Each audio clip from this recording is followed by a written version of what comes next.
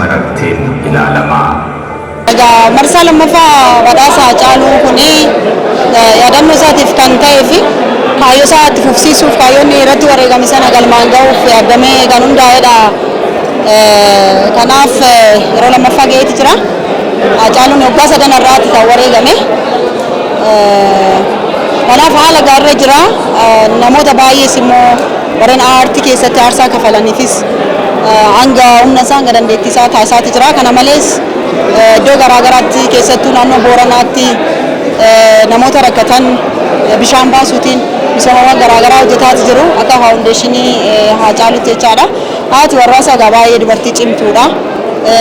Kanaaf haala kana walitti nu qabdeeti jirti. Waggaa waggaatiin egaa waardiin kun Oromoota iddoo garaagaraatti walitti waama jedhee yaada. Itti fufiinsa isaatiif immoo faawundeeshiniin kun hundee isaa gadi jabeeffatee akka hojjetuu fi fakkeenya akka ta'u Haacaaluu isa jabina isaatiin beeknu sana akka fakkaatuun hawwa. Kanaaf